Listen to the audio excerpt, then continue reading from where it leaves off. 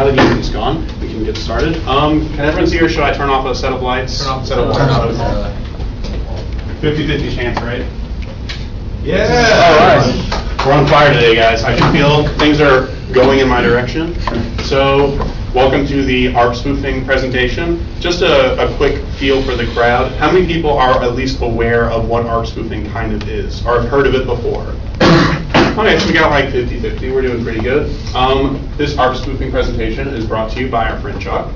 And ARP spoofing is all about the art or science, depending on your persuasion, of seeing things that you normally shouldn't be able to see. As with any good computer science presentation, before we talk about anything remotely interesting, we get to talk about theory. So let's talk about a little bit of theory. How many people have had some exposure to the OSI network model at all? So even less people than ARP spoofing. So that's good, that's good. Basically, the idea behind the OSI 7-layer networking model is to divide digital communications into 7 separate, moderately independent layers. The idea, well, first I guess we'll quickly go through the layers. So you've got physical, which is the actual copper wiring, data link, which are basically things that happen within your local area network. Switches occupy the data link layer. Some switches are layer 3, but we don't worry about them. Then you've got network layer, which is routers, internet routing, things like that. And it just goes on up. I'm not even going to bother with the top levels because some of them are kind of useless anyway.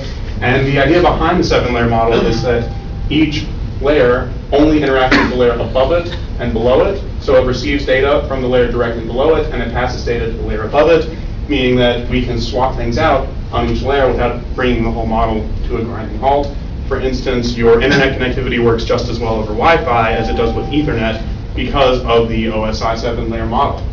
The layers that we're going to be concerning ourselves with today are the data link layer, which is basically your local area network, to simplify things a little bit. It has to do with like MAC addresses, and we're also going to be considering the network layer, which you could consider your wide area network and can be understood as IP addresses. Once again, a gross simplification, but it is what it is for this presentation. The mapping between these two layers is accomplished by the address resolution protocol. That allows you to map a given IP address to a given MAC address to make communication across a network possible. So this is going to be the topology of the network that we're going to be showing in this attack. We have 3 computers all sharing a local area network together. We have Alice, who is sitting on 10.0.0.1, and her MAC address is all A's, which isn't a real MAC address, but it'll help with the simplicity of the presentation. And Alice is a nice, innocent, naive user. Doesn't know anything about ARP spoofing, so she's going to learn. And then we've got Alice's friend Bob, who she wants to communicate with. His IP address is 10.0.0.2, so those 2 parties are interested in communicating, and as you can see, his MAC address is all B's, creatively enough. And they're wanting to communicate about maybe like the new release of his album, or whatever it is, maybe like sales of illicit products, whatever they want to communicate about. They're going to do some communication. And then we have our friend Chuck, who is on the same network as those 2 parties, and he wants to know what they're talking about. So don't do that. And you can see his IP address. He's on the same local area network. And you can see his MAC address is all C's, once again, for simplicity of demonstration. Let's move on along. So this is how ARP is supposed to work in an ideal world. Our utopia where people don't fiddle around with networks in ways that they're not supposed to, and nobody eavesdrops on your traffic. So Alice, who we met earlier, wants to send a message to Bob, about purchasing some illicit substances, but only knows his IP address. So she doesn't know his MAC address, so she has to discover it by querying the network. So she broadcasts what's called an ARP request, and as you can see, I notated that it's a broadcast. So she sends this to every computer on the network. How can I contact 10.0.0.2? And in our ideal situation, Bob's computer sends a response that says, oh, I'm 10.0.0.2, and my MAC address is all B's.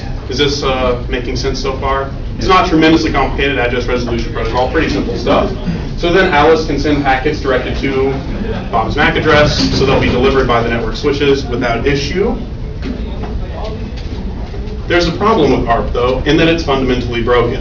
Not broken in the sense that it doesn't work, because it does work very well, but it was designed in RFC 826, which, as some of you may know, we're now in the 4-digit RFCs, so this is pretty old. Actually, it's from 1982, which is more or less when the internet started, or at least when the TCP/IP suite was first brought into use. So, as a consequence of this, the security model is also from 1982. And back in 1982, we were interested in having an internet that worked, and we were able to pass packets across it. We didn't think as much about security of these protocols, and we probably didn't think that we'd still be using the same protocols like 30 years later. So that's probably, so let's cut off some slack. It wasn't meant to do what it's doing, and it could have been designed on either of those computers. Those are from the same era, so just so you're in the right mindset here. And as Arden stated, there is no authentication or verification built into ARP. It just kind of believes whatever you tell it, and it just, yeah, I mean, you can see where this is going, but I'm going to make it very explicit. So in our presentation today, Chuck could claim to be Bob to Alice, and Chuck could also claim to be Alice to Bob. I'm going to show you a little bit about how this works in the next example. So here's another example of ARP usage, in which case the protocol is being slightly manipulated to the attacker's advantage.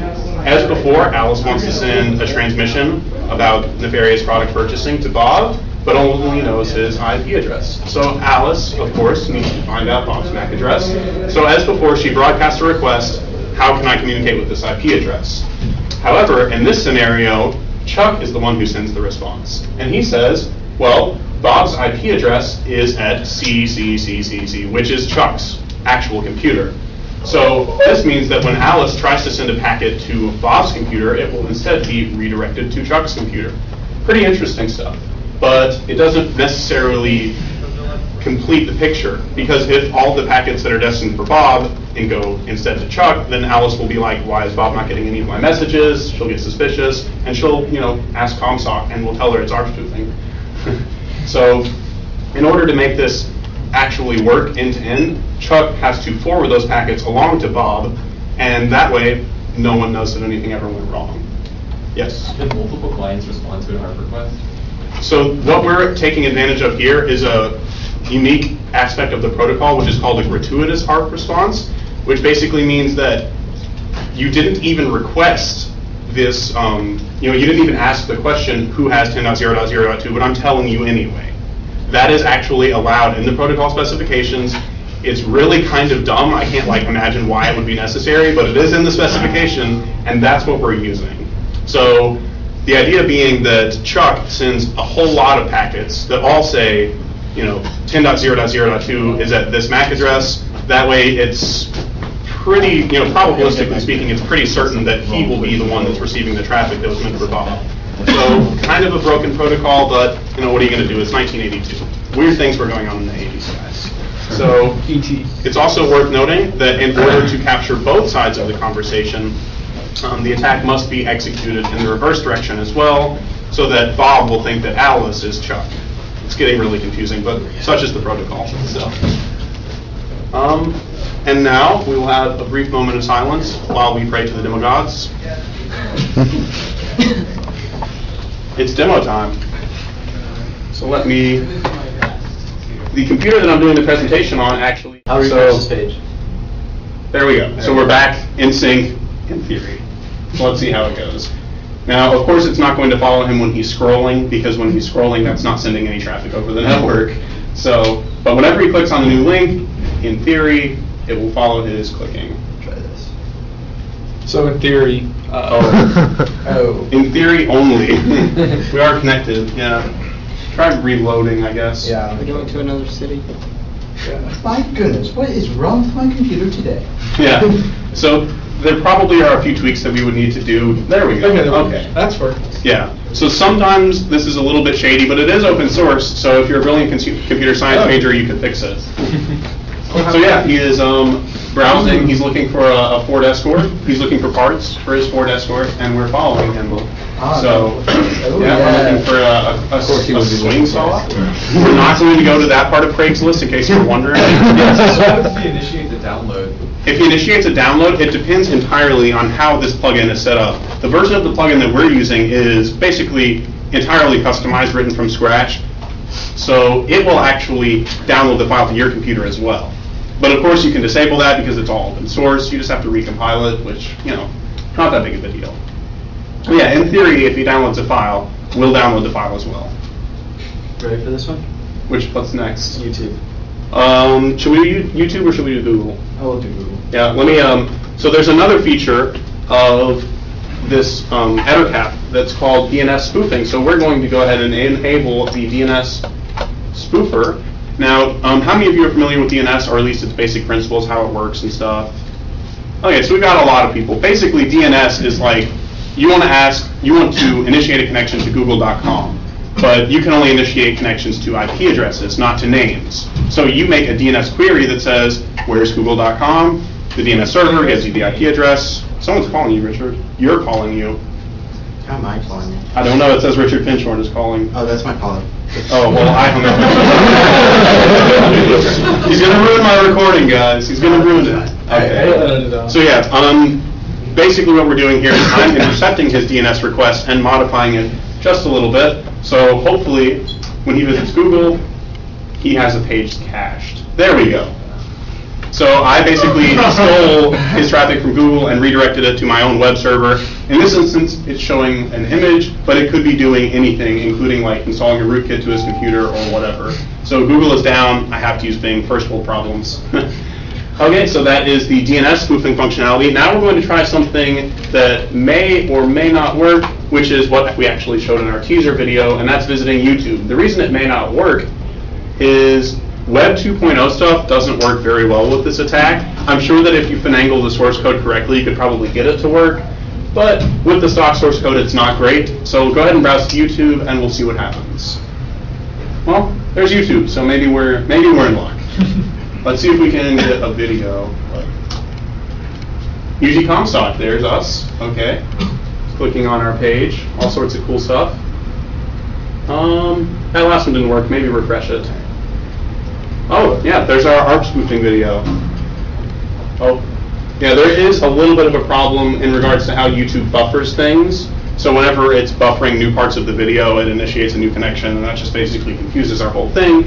But, you can't expect a perfect experience when you're browsing with someone else's session. You have to take the little bugs. Yes? So does the connection only happen every time it sends an HTTP request to the server? So every time his computer sends an HTTP GET request, my browsing plugin has to determine if this is actually a request for a new page, and if so, then it'll open a new tab, and we'll see what that page is. Yes? If he sends a post request, will you go and send the same request? Interesting proposition, sir. I'm thinking no. I'm pretty sure I actually did monkey around in the source code a lot for this project, and I'm pretty sure that it actually just basically ignores post requests. But like I said, it is open source, so you could make it do absolutely whatever you wanted. That'd be a useful change. It could be, it could be. And it's also worth noting that this attack goes a lot smoother if your victim is running ad block. Otherwise, you'll just get like bombarded with all these ridiculous ads. So you are following their connection, just not to the place you want it to be. Yes? What happens if Richard tries to go to an HTTPS website? It's a very good question. Let me bring the attack back online. Go ahead and close the YouTube video if it's not already, before I bring this online, or we'll just get bombarded with pop-ups. What's a good HTTPS website I should go to? Although Google might still be I think it could be secured at Google. Yeah, Just try a generic banking site. You You don't have to go onto log into your account information, but it's still HTTPS. Chase. Oh, I think they are. Yeah, as you can see, none of his Chase stuff is showing up. Yeah. However, in the latest version of ARP Spoof, which was released a few days before this presentation, so I didn't actually have time to play with it any, they enabled something called SSL Strip. So that's a whole new can of worms that, in some particular cases, can actually allow you to spy on someone's SSL encrypted HTTP session. I won't go into all the fundamentals about how it works, but just rest assured that you should be very scared of it. So even SSL encrypted connections are not 100% safe necessarily, just as a warning. So I think that's, yes. So Damon, how can I defend myself against these ARP spoofs? It's in the slides, and it will be coming up shortly. I think that's it for the demo, right? Okay. So I'm going to go ahead and make sure that this is turned off, lest we get bombarded with pop-ups while I'm doing my presentation. So does it also happen to anytime, like YouTube or let's say like. It doesn't work with I this was kind attack. of curious about that as far as Yeah. Ajax goes. Like if you're doing Web 1.0 stuff, it's pretty much guaranteed that this attack will work. If you're doing Web 2.0 stuff, it's hit and miss. But at the same time, you still do see all of their traffic. So if you wanted to, you can open up something like Wireshark and see exactly what they're doing. But it probably won't show up in your browser the right way, unfortunately. So I guess that's it for the demo. So what's up next? We're going to have to talk about the demo so that you guys can understand what was actually happening. I think I've gone over most of this stuff. EtherCat, it is open source, like I said, so you can do whatever you want with it. And we were using the remote browser plugin, but a very highly modified version of that plugin. We'll post the source code on our website immediately following the meeting, or at some reasonable time thereafter. And there are also a lot of other cool plugins like DNS spoofing. Let me actually pull up the list of plugins just so that you guys get some idea. Okay, so this is a small sampling of all of the different things that you can do with EtherCat. And these are all plugins that are written in C, so it's very easy to add new plugins if you were so inclined. So we've got like all sorts of flooding and denial of service attacks, DNS spoofing, which we did, a ton of stuff. So there's a lot more stuff you can do with this tool. I really do encourage all of you to download this tool and try it out. If you're running Linux, there's a good chance that it's already in your repositories. So, you know, for a Debian system, just apt-get install EtherCat will probably get you in business. Okay, and we also had at the bottom of this slide listed all of the changes you have to make and the exact command line that we used in the presentation. So once we post these slides on our website after the meeting, you guys will be able to emulate it at home on your own network, which brings me to my next point. Don't try this unless you're at home. See what I did there? And if your home is UTnet, for instance, if you live at the dorms, don't try it at all. We actually have a few members of the ISO office in our midst. They're spying on us, making sure, you know, you guys don't do anything naughty. So you'll make them really, really disappointed if you try this attack on the UT network, because it will not work. Or maybe it will work for like 3 seconds before the police come and bust down your door. So don't do it. So we're going to talk about mitigations. I had a little reference for the ISO office there. The UT network is relatively secure because they do active detection on ARP spoofing.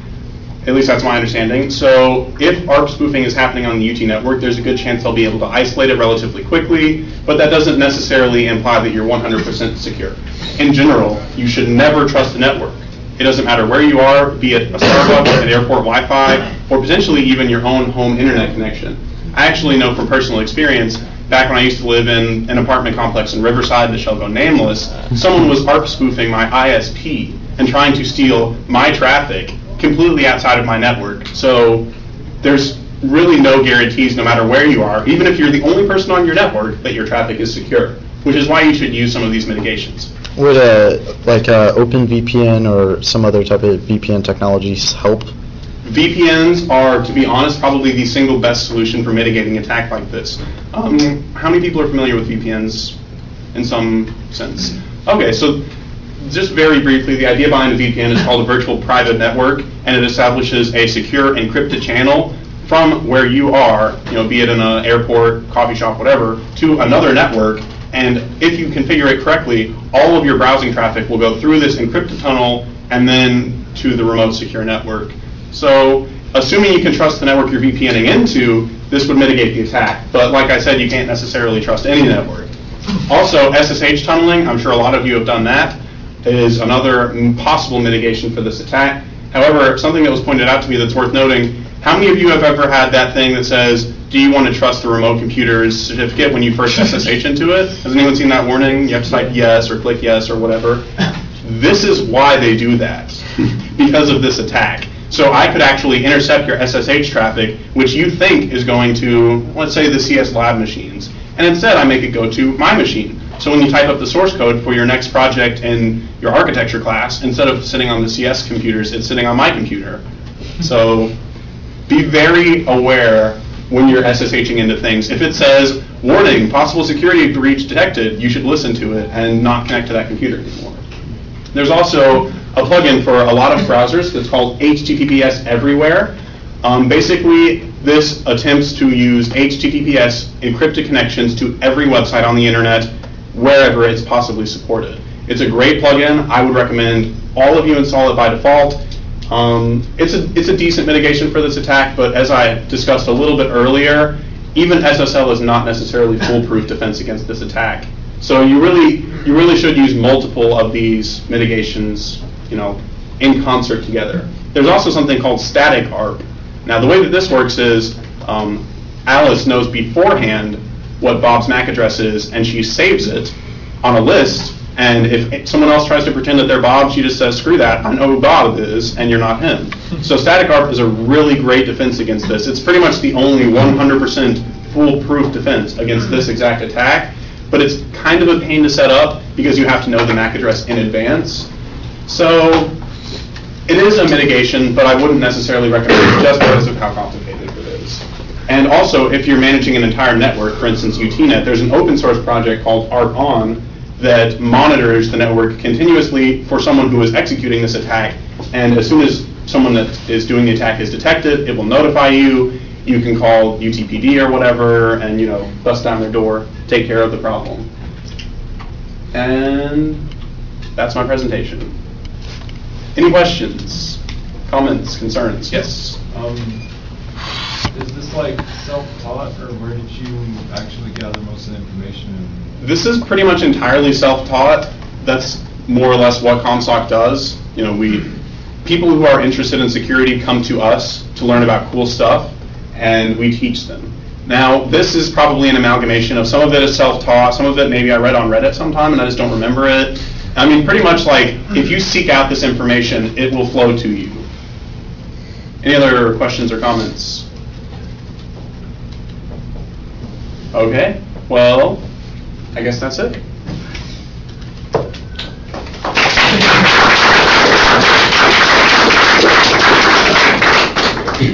So thank you everybody for coming. Were you going to let people play with it or no? Yeah, I guess we could. Let me set it back up. After the meeting, if you want to play with it, see all the problems and all the coolness with it, then we'll go ahead and set that up. And our next real meeting is going to be from 2 weeks from now in this room at the same time. Great, thank you for coming.